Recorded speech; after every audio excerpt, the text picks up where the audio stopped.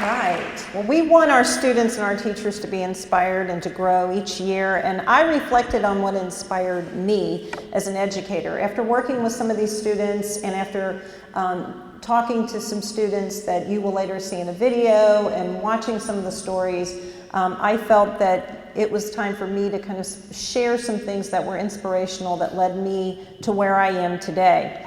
There is a PowerPoint behind me that you'll be able to see some funny pictures of me along the way. I told Jess it was a little overkill, but I'll deal with it. It'll give you something amusing to look at. But many of you will recall important events in your life, just like what the future educators described here. There were certain things that happened along the way, certain things teachers said to them that really made a difference. And one of these things that inspired me, when I was in the 5th grade, I was really given a voice. It was before, it was trendy to say give student voice. We really had debates in class, and we were able to have a newspaper and write about positions. And I always seemed to be gravitating towards the victims and trying to help people who didn't have a say. And I think it really started back in elementary school when I was in the 5th grade, when we were talking about Native Americans, and I couldn't get past that they were massacred and their families were taken on their homeland. And that really just started me thinking about justice. And in this picture is particularly significant to me because I was put into a leadership role at the school as an AV technician. Now, you have to know this was a long time ago, and AV technician meant I would go in and put the film strips in the projector for the teachers and get those working. But it was also a very tragic time in my life because my brother had been murdered. He was just a few years older than me, working at an after-school job. And so my family was wrapped up in this huge media event and court.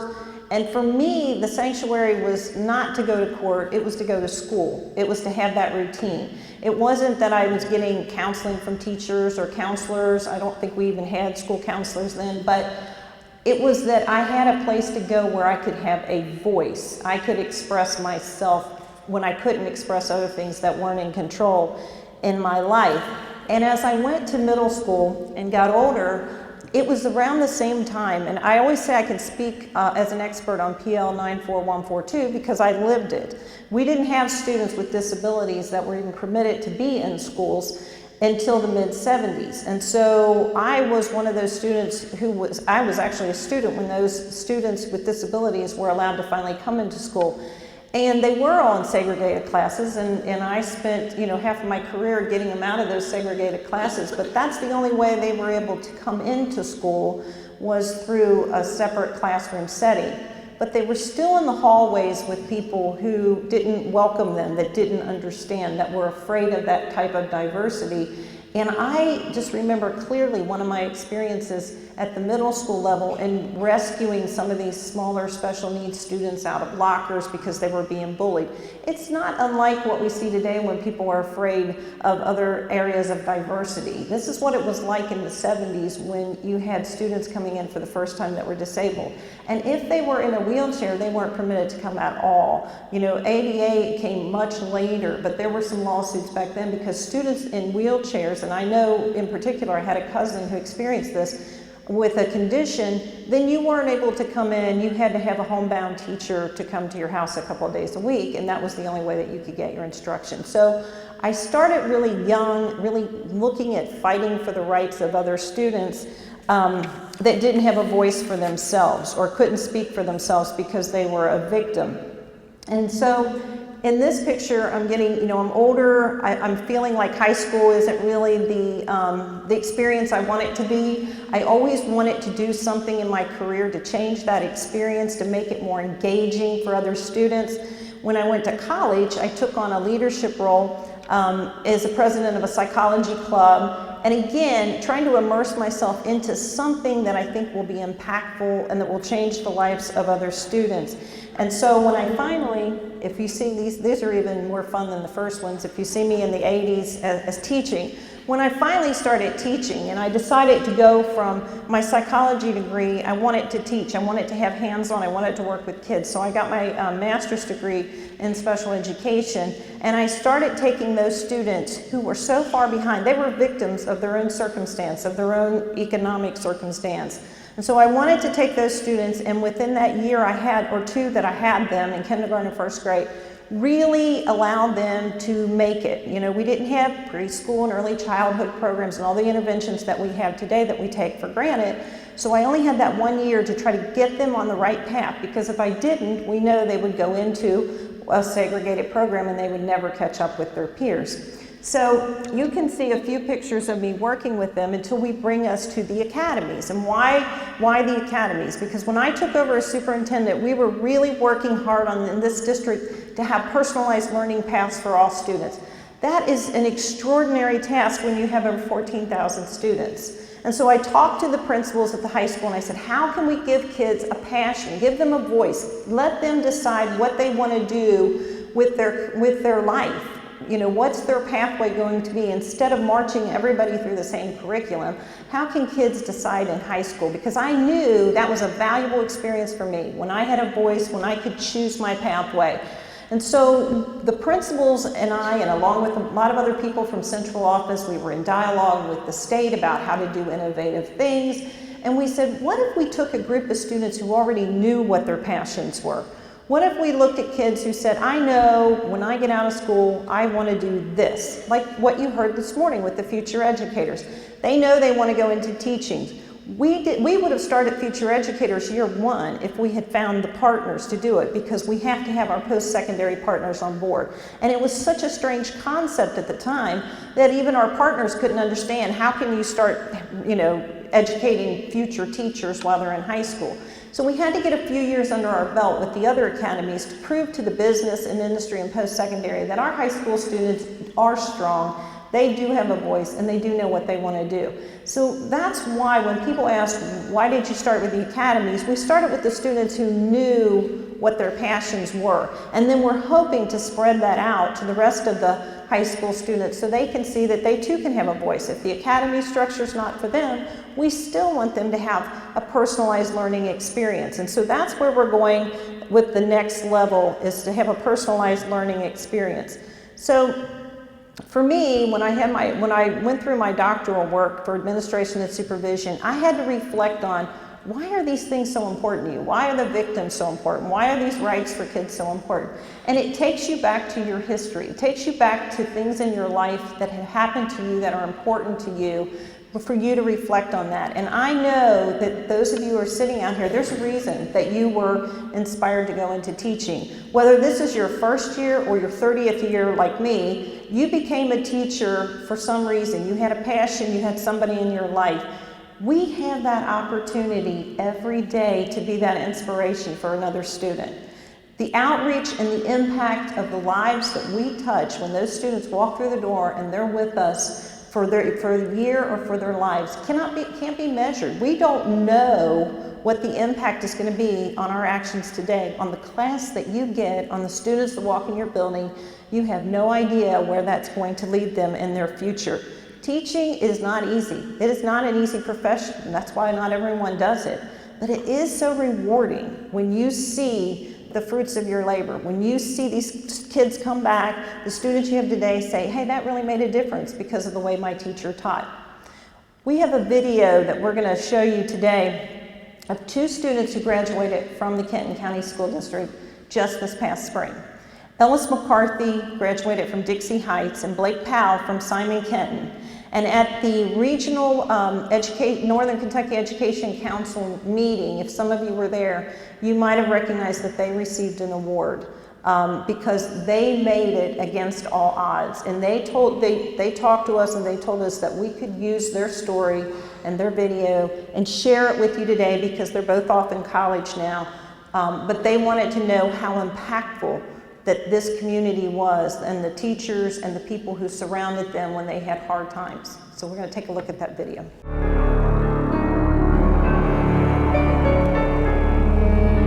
People don't really know everything about me.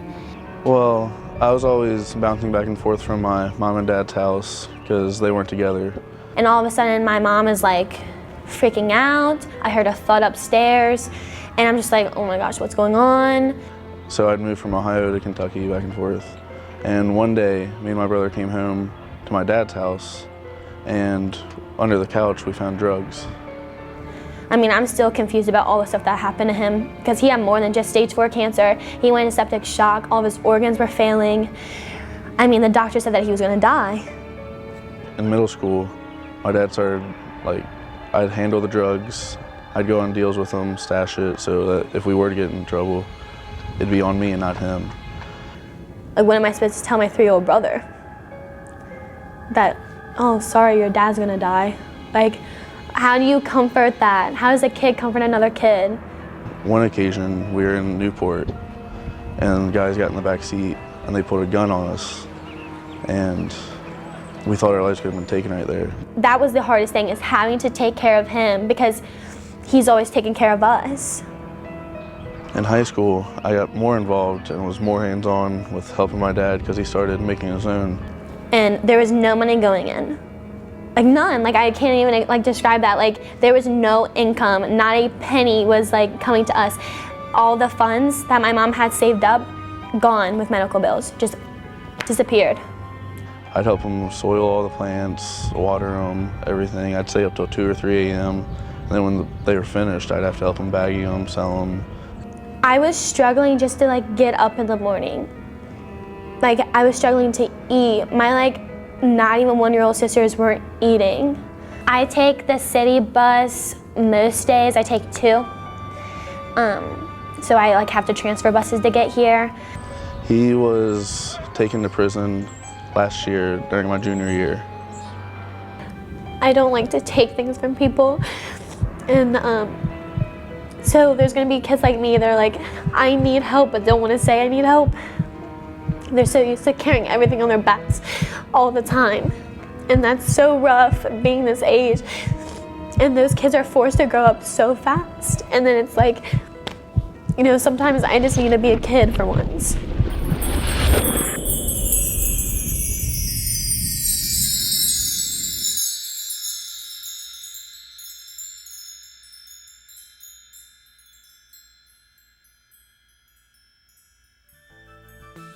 I can't control those things.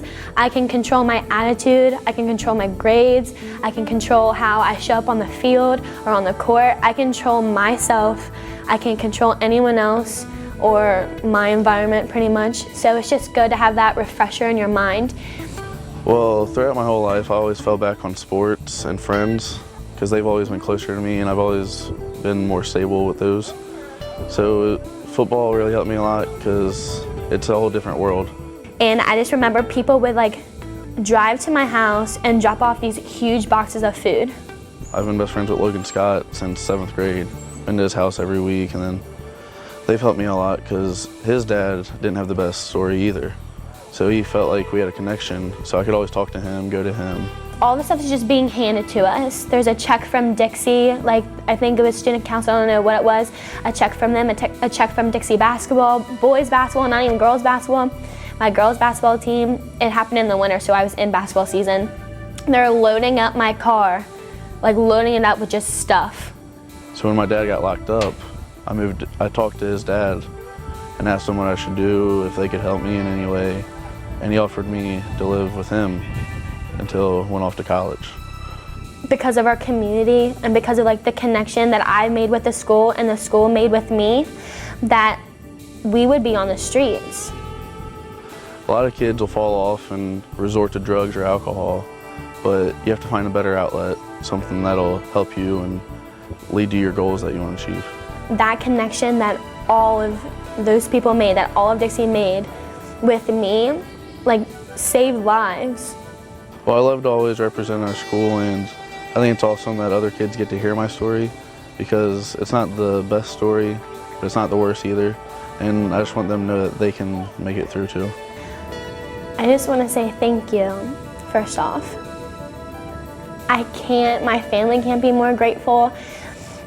And it's so hard to understand unless you've been in it. I plan on going to Rose-Hulman, graduating from there, and I want to start off as an engineer at a company, and I want to work my way up the role and end up being a leader in my company. I'm going to be a double major in fine arts and art education.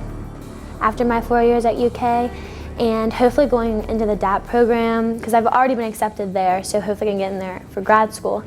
and I'm going to get my MFA, my Master of Fine Arts, so that I can teach in college.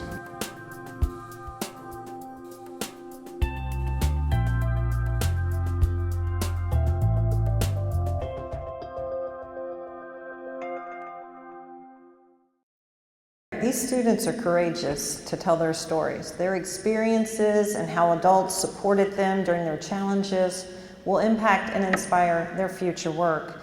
After watching this video, I hope you'll take a personal interest when others face challenges, because as you've heard from these students, it makes a difference. And getting students involved in school activities also makes a difference.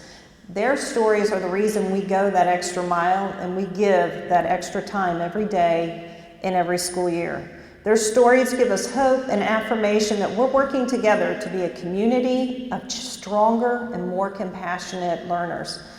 My focus as your superintendent this year will be to visit schools more often, and that includes faculty meetings, school events. I want to speak to staff and parents, as well as continue to congratulate those students for their accolades and accomplishment. The district has focused a lot on communication this summer. We had a meeting with the local news media and our local police agencies, all in an effort to try to figure out better ways to communicate with our parents and our students, especially with the state of the world today and the uncertainty of some of the things that have happened. We want to make sure that we have a really strong communication strand, and you'll be hearing more about that in your buildings. We've also added a new feature to our website, so we want to generate some more community feedback on some of the initiatives in our school district. So we want to hear from people in the community about how they're viewing our work in the district so that we can continue to improve and enhance and really share in this process with our whole community. We have a great PGA plan. We think it's one of the best ever. We have more classes, and then we also have food trucks coming for lunch this year, so you don't have to leave that great parking spot you got by coming to this event early. You can stay parked all day and have food brought to you. A lot goes into this planning for the PGA. Of course, I always have to thank my communication team and Chris and Jess and Trina for really getting out here and preparing for today's event, but months go into organizing this. And so I need to give a special shout out to Ellen Zimmer and Nancy Hoffman, because they've been working on this for several months now to get things organized. Yes, thank you.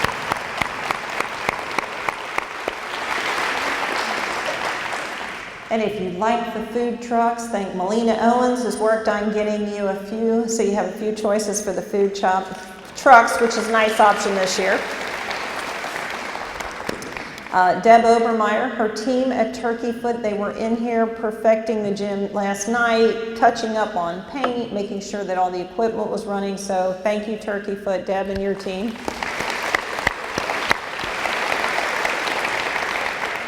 Technology team's also been here making sure that we have all the tools we need, and I would want to thank them as well.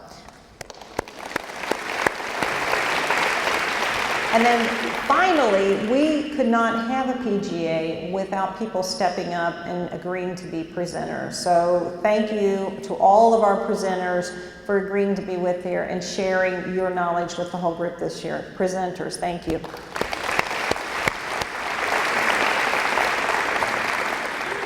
All right, I know we have a great team of educators. It's wonderful to see everybody here collaborating and sharing your expertise. So in closing, I believe we will have an inspirational school year. I want you to join with me, help me inspire the students, the community, the state of Kentucky, because together I think we will yield very positive results. So have a great start of the school year. I am blessed to be here again as your superintendent. I want to work hand in hand with you. So please always let us know, give us your feedback if there are things that we can do to support your work in the school. So have a great year. Thank you for coming.